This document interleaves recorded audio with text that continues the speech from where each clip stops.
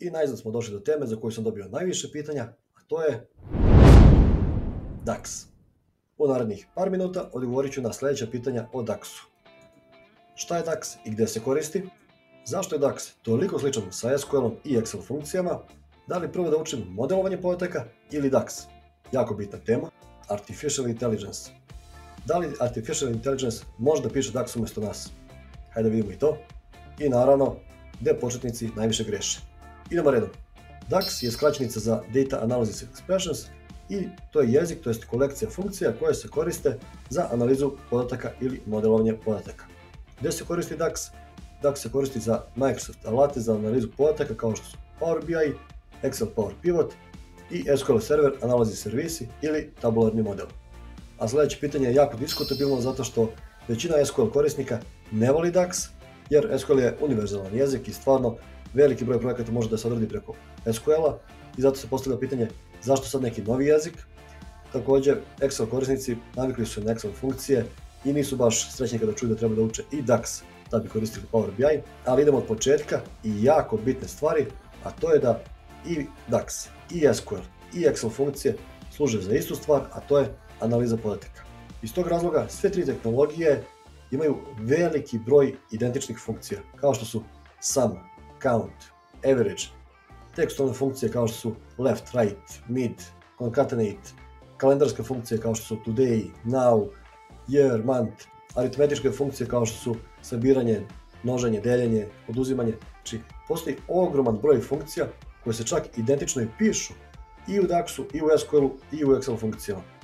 Tako da ako znate SQL, a traže vam da naučite DAX, nemojte u startu imati onako loš osjećaj, neću to da učim, to nije za mene. Znajte, u startu znate sigurno pola funkcija. Idemo dalje.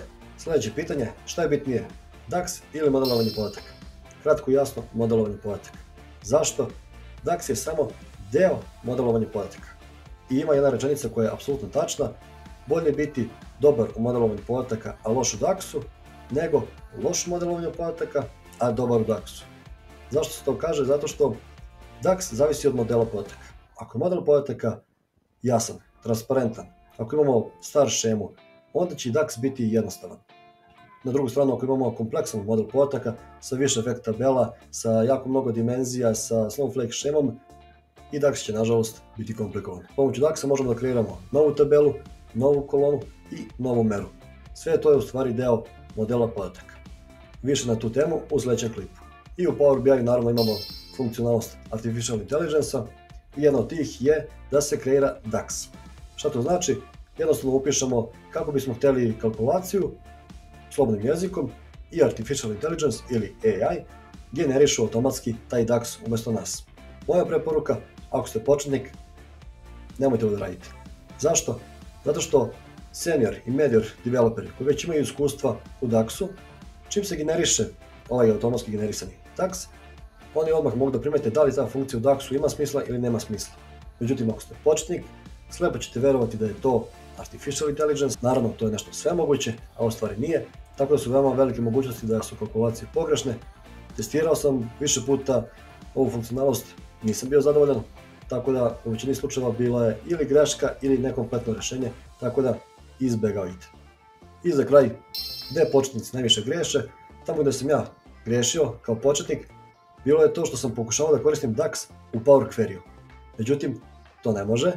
Znači, Power Query jeste sastavni deo i Power BI-a i Excel-a, međutim, to je deo, to je okruženje gdje se radi import podataka, transformaciju podataka i automatizacija tog procesa. Međutim, DAX se ne koristi uopšte u tom delu Power Query-u, već tek kada loadujemo podatke iz Power Query-a u Power Pivot, tu nastupa modelovanje podataka i tu nastupa DAX, gdje možemo da kreiramo tabele, kolone i mere. Ovo je bio teorijski uvod u DAX, nadam se da je bio od pomoći. U narednom klipu vidjet ćemo kako pomoću DAX možemo da kreiramo tabelu, kolonu i meru. Do tad, vidimo se.